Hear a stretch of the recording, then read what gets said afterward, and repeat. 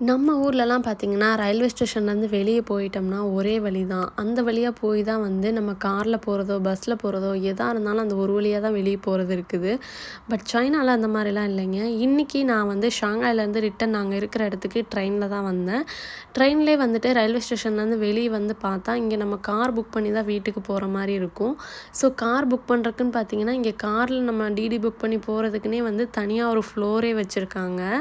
இன்னைக்கு அந்த விஷயங்கள பத்தி தான் நான் வந்து அந்த ஃப்ளோருக்கு வந்துட்டு கார் புக் பண்ணிட்டு, கார் நம்பர் நோட் பண்ணிக்கணும். இங்க கார் உள்ள வந்த உடனேயே பார்த்தீங்கன்னா, இங்க ஒரு எல்இடி ஸ்க்ரீன் வச்சுர்றாங்க.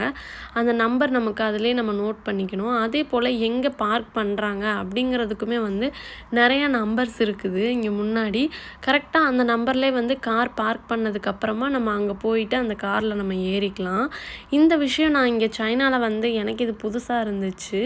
இது வந்து டிராஃபிக் இல்லாம இருக்கணுன்றக்காக இவங்க மெயின்டெயின் பண்றாங்களா என்னன்னு எனக்கு தெரியல. இந்த ஒரு விஷயம் சிஸ்டமேட்டிக்கா இவங்க ஃபாலோ பண்றாங்க. சைனால டிராஃபிக் அதிகமா நான் எங்கேயுமே பார்த்ததே கிடையாதுங்க. இங்க அவ்ளோ கார் எல்லாருமே யூஸ் பண்றாங்க.